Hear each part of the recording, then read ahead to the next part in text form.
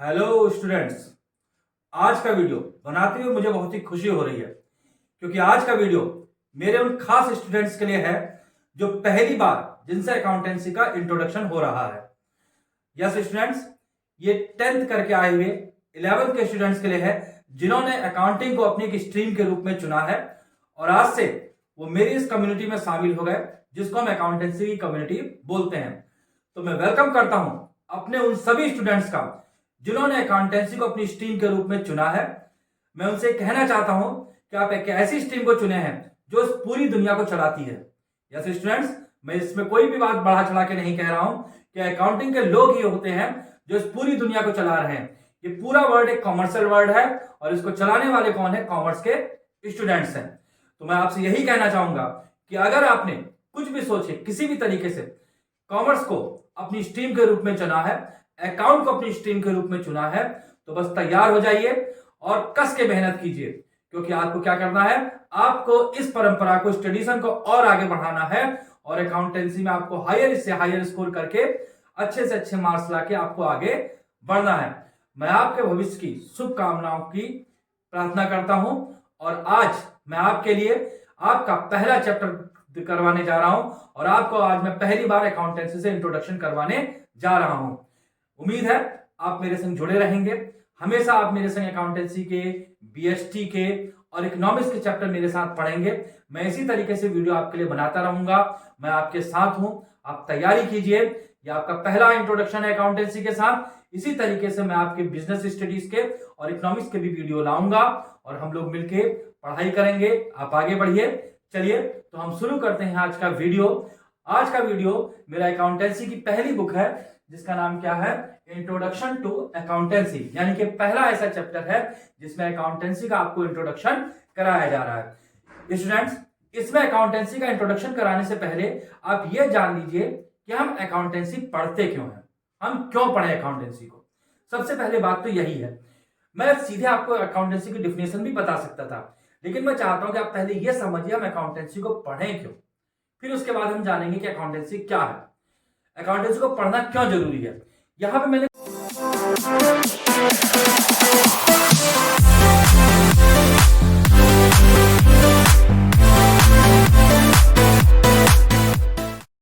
कुछ पॉइंट्स निकाल के रखे हैं कि हम अकाउंटेंसी को क्यों पढ़ें।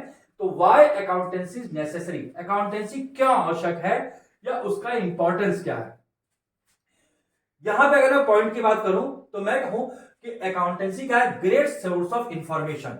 अकाउंटेंसी जो है वो आपका एक बहुत बड़ा सोर्स है किसका? इंफॉर्मेशन का। यानी कि बिजनेस से रिलेटेड जितनी भी इंफॉर्मेशन चाहिए आपको वो आपको अकाउंटेंसी के थ्रू मिलती है। अकाउंटेंसी की इंफॉर्मेशन को यूज करने वाले बहुत सारे लोग होते हैं, अलग अलग लोग होते हैं, जैसे बिजनेस के ओनर्स होते हैं, इन्वेस्टर्स होते हैं, बहुत सारे उधार देने वाले लोग होते हैं, आम लोग होते हैं जिन्होंने बिजनेस में इन्वेस्ट किया होता है, और भी बहुत सारे लोग अकाउंटिंग इंफॉर्मेशन का यूज करते हैं। तो उन सभी के लिए क्या है?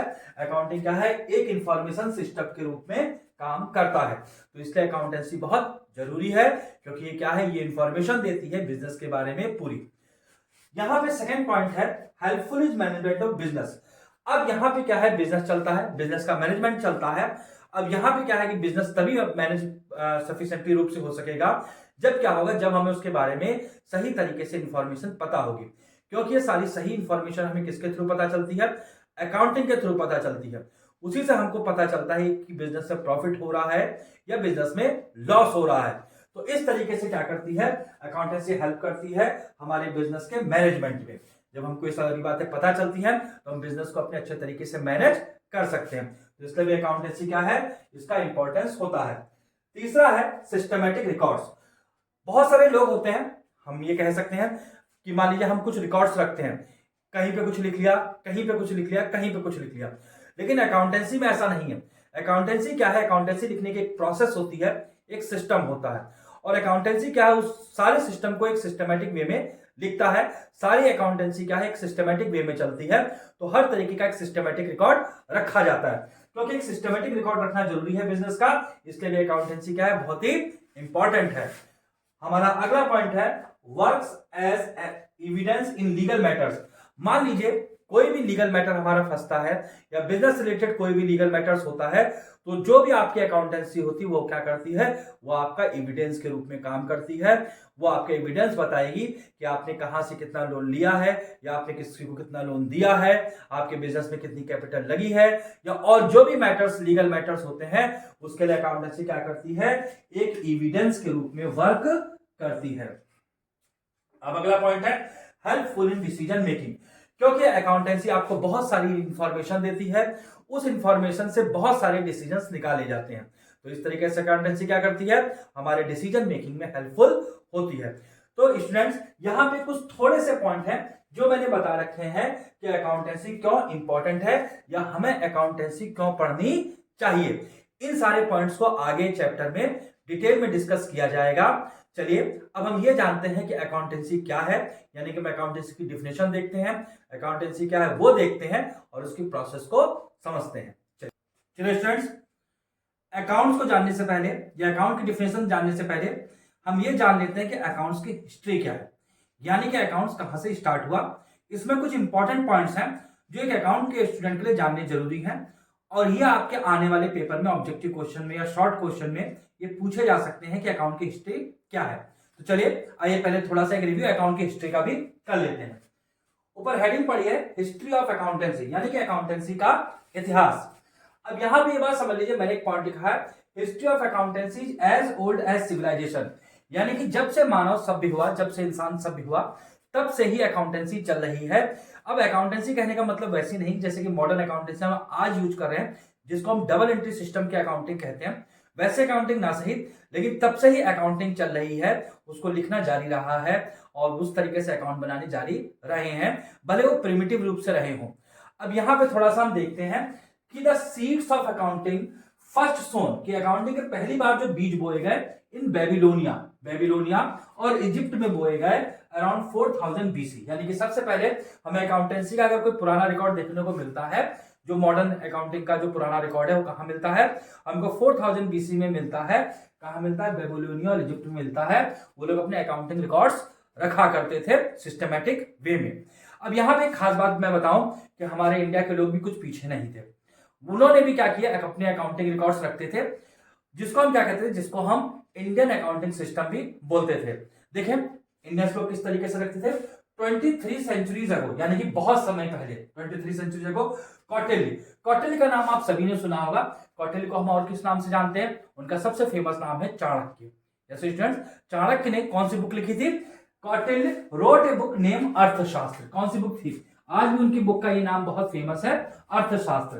कि कौटिल्य ने एक बुक लिखी थी जिसका नाम अर्थशास्त्र था, which describe how accounting records had to be maintained। उस किताब में बताया गया है कि किस तरीके से अकाउंटिंग रिकॉर्ड को मेंटेन किया जाता है। ये बात ध्यान रखिएगा, इसको आप लोग प्राउड फील कीजिए कि हमारे इंडियंस ने बहुत समय पहले ही ये बता दिया था कि किस तरीके से अकाउंटिंग रिकॉर्ड को मेंटेन किया जाता है, और अर्थशास्त्र में इसके चिन्ह भी हमको देखने को मिलते हैं। फिलहाल हम आज की बात करते हैं कि हमारी आज की अकाउंटिंग जो मॉडर्न अकाउंटिंग है वो कॉन्सेप्ट कहां से हमारा जन्मा। अब ये पॉइंट बहुत ही इंपॉर्टेंट है, इसको इस पॉइंट को स्टूडेंट नोट कर लीजिए या इसका स्क्रीनशॉट ले लीजिए। यहां पे लूका पेसियोली, इन्हीं को क्या कहते हैं, इन्हीं को कहते हैं द फादर ऑफ अकाउंटिंग।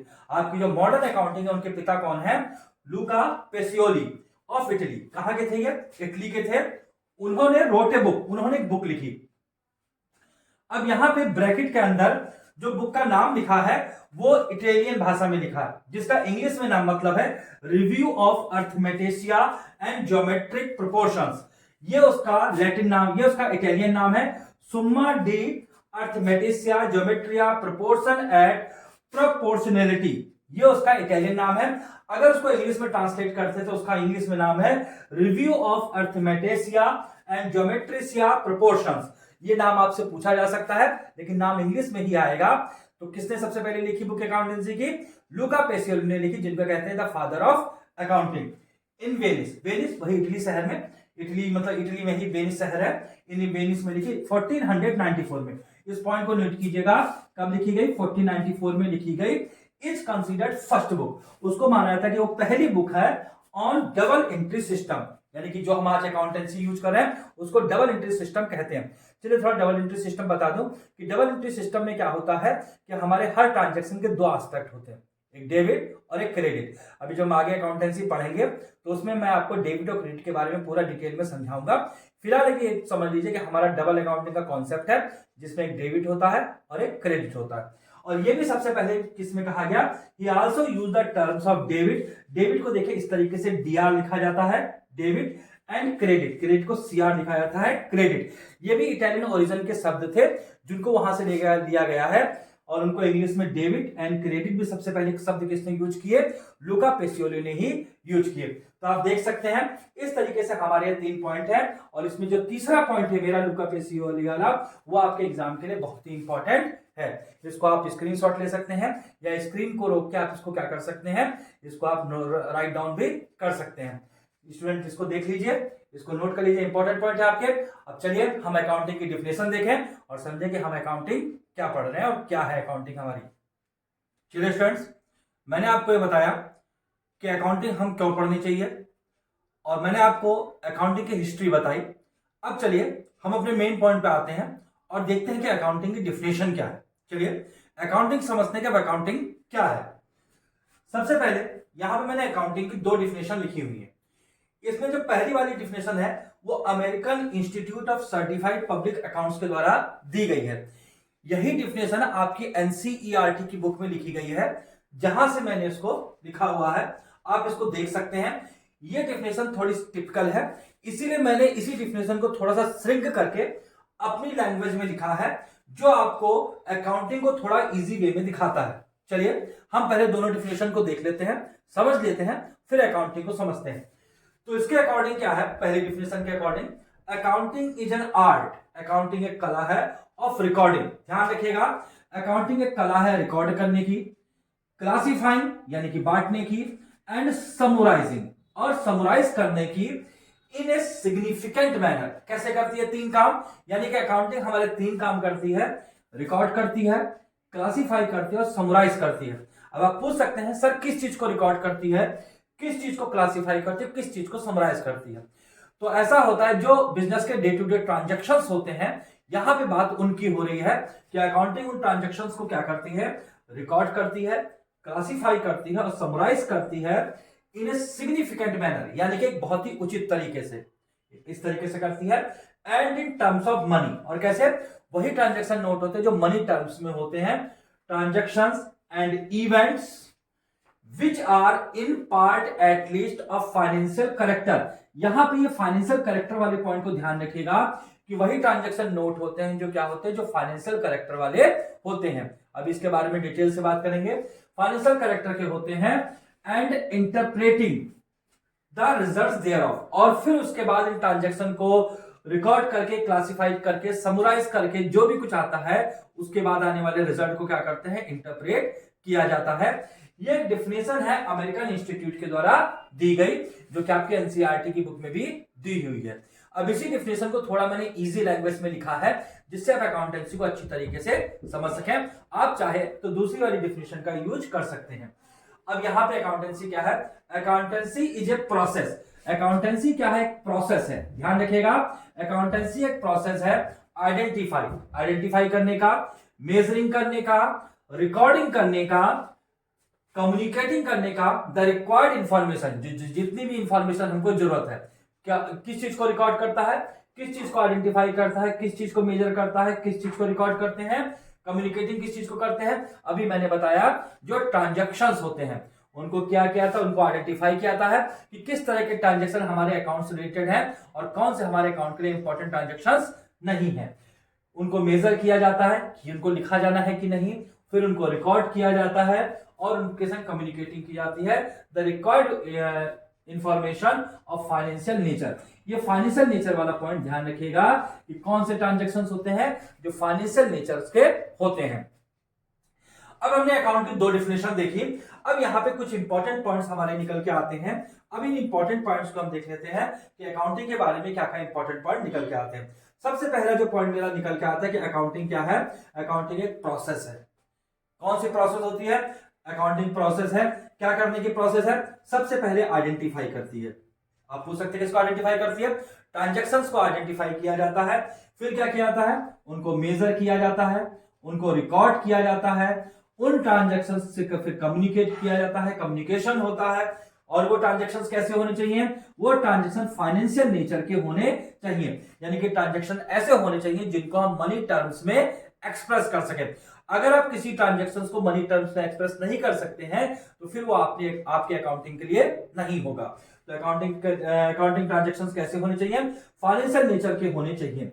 तो इस तरीके से ये हमारी अकाउंटिंग की डिफिनेशंस है। आप दोनों डिफिनेशंस तैयार कर सकते हैं, या आप ये वाली डिफिनेशन भी जो ज्यादा इजी है वो तैयार कर सकते हैं। और इस तरीके से मैंने आपको अकाउंटिंग के बारे में बताया। अब आगे जो है, अब आगे के हम अकाउंटिंग की पूरी प्रोसेस को समझ लेते हैं, फिर आगे। चलिए स्टूडेंट्स, मैंने आपको अकाउंटिंग की दो इंपॉर्टेंट डिफिनेशंस बताई, और मैंने ये भी क्लियर किया कि अकाउंटिंग क्या होती है, एक प्रोसेस होती है। अकाउंटिंग की एक और इंपॉर्टेंट डिफिनेशन है, हम वो भी देख लेते हैं। वो डिफिनेशन R.N. एंथनी ने दी है। उनकी डिफिनेशन क्या कहती है? उनकी डिफिनेशन कहती है कि accounting is a means, accounting एक ऐसा मींस है ऑफ कलेक्टिंग। जरा इन शब्दों पे ध्यान दीजिएगा कि अकाउंटिंग कलेक्ट करती है। मैं आपको पहले बता चुका हूं क्या चीज कलेक्ट करती है? फाइनेंशियल इंफॉर्मेशन, जिनको हम क्या बोलते हैं? जिनको हम ट्रांजैक्शंस बोलते हैं। कलेक्ट करती है, समराइज करती है, एनालाइज करती है एंड रिपोर्टिंग करती है इन मॉनेटरी टर्म्स। किस रूप में किया जाता है? मॉनेटरी टर्म्स के रूप में क्या कहता है? उसकी रिपोर्टिंग करती है। इंफॉर्मेशन अबाउट बिजनेस, जो बिजनेस के बारे में पूरी इंफॉर्मेशन होती है, किस टर्म में? मॉनेटरी टर्म्स में। यानी कि जितने भी फाइनेंशियल ट्रांजैक्शंस जो बिजनेस से रिलेटेड होते हैं उनके बारे में अकाउंटिंग क्या करती है? कलेक्टिंग करती है, समराइजिंग करती है, एनालाइजिंग करती है, रिपोर्टिंग करती है। इस तरीके से मैंने आपको क्लियर किया कि अकाउंटिंग क्या होती है। अकाउंटिंग एक प्रोसेस होती है। अगर हम इन तीन डिफिनेशंस को देखें तो यहां पे क्या है? यहां पे एक बात आती है कि अकाउंटिंग इज ए प्रोसेस। जैसा कि मैं पहले भी क्लियर कर चुका हूं कि अकाउंटिंग क्या है? प्रोसेस है। अब एक प्रोसेस है, अब इस प्रोसेस में कौन कौन से स्टेप्स होते हैं? अकाउंटिंग क्या करती है? सबसे पहले रिकॉर्डिंग करती है, फिर रिकॉर्डिंग करने के बाद उनको क्लासिफाइंग करती है, फिर क्या करती है? क्लासिफाइंग करने के बाद उनको समराइजिंग करती है, और आखिरी में क्या करती है? आखिरी में अकाउंटिंग का काम होता है इंटरप्रेटिंग करना, यानी कि जो इंफॉर्मेशन कलेक्ट की गई है उसको इंटरप्रेट करना।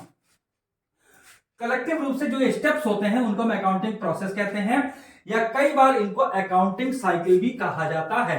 जैसा कि आप यहां पे देख रहे हैं, इसको अकाउंटिंग साइकिल भी कहा जाता है। अब यहां पे क्या है? ये अकाउंटिंग साइकिल को मैंने एक डायग्राम के रूप में आपके सामने प्रेजेंट किया है, जिससे आपको इसको समझने में आसानी हो, आप इसको इजीली समझ सकें। तो देखते हैं अकाउंटिंग साइकिल क्या कहती है। देखिए यहां पे थोड़ा डायग्राम थोड़ा छोटा है, जगह कम थी तो बनाया है, इसको समझने की कोशिश कीजिएगा। सबसे पहले ट्रांजैक्शंस होता है, सबसे पहले ट्रांजैक्शन होता है। वो ट्रांजैक्शन कैसा होता है? फाइनेंशियल नेचर का होता है, यानी कि उसको मॉनेटरी टर्म में एक्सप्रेस किया जाता है। यानी कि बिजनेस रिलेटेड जो ट्रांजैक्शन मॉनेटरी टर्म में एक्सप्रेस किया जाता है, उस ट्रांजैक्शन को क्या कहते हैं? अकाउंटिंग साइकिल में शामिल करते हैं। तो सबसे पहले ट्रांजैक्शन होता है, फिर उस ट्रांजैक्शन को हम जर्नल बनाते हैं। जर्नल जो है इसको आप सीखेंगे। जर्नल बना के हम क्या करते हैं? उसको, ये हमारा पहला स्टेप आ गया रिकॉर्डिंग का, यानी कि जर्नल हम बनाते हैं। जर्नल मेरा कौन सा स्टेप है? रिकॉर्डिंग का। फिर जर्नल के बाद हम क्या करते हैं? बनाते हैं लेजर। इन स्टेप्स को याद रखिएगा, ये स्टेप्स अभी आप बारी बारी सीखेंगे आगे जाके। लेजर का मतलब है कि हम उन ट्रांजैक्शन को क्या कर रहे हैं? क्लासिफाइंग कर रहे हैं, अलग अलग तरीके से क्लासिफाइंग कर रहे हैं। फिर हम लेजर के बाद उनको क्या, उनको हम ट्रायल बैलेंस के रूप में प्रेजेंट करते हैं। ट्रायल बैलेंस बना के हम उनको क्या करते हैं? समराइजिंग करते हैं, यानी कि हम ये तीसरे स्टेप पे आ गए, समराइजिंग करते हैं। फिर समराइजिंग के बाद हम क्या करते हैं? जो भी हमारे पास ट्रायल बैलेंस बना के आता है उसके बाद हमको किस रूप में प्रेजेंट करते हैं? लास्ट में हमको फाइनल अकाउंट्स के रूप में प्रेजेंट करते हैं। जो कौन सा मेरा स्टेप होता है? जो मेरा स्टेप होता है इंटरप्रेटिंग का, यानी कि क्या करना? उसको इंटरप्रेट करने का, उनसे इंपॉर्टेंट इंफॉर्मेशन निकालने का। इस तरीके से क्या होता है? ये अकाउंटिंग साइकिल होती है जो पूरी चलती है। तो स्टूडेंट्स, इस तरीके से मैंने क्या किया? मैंने आपको ये बताया कि अकाउंटिंग हम क्यों पढ़ें, मैंने आपको अकाउंटिंग की इंपॉर्टेंट हिस्ट्री भी बताई, और मैंने आपको अकाउंटिंग की डिफिनेशन, अकाउंटिंग की प्रोसेस आपको पूरी समझाई। उम्मीद है आप मेरा पहला इंट्रोडक्शन वीडियो इसको अच्छी तरह आपने समझा होगा।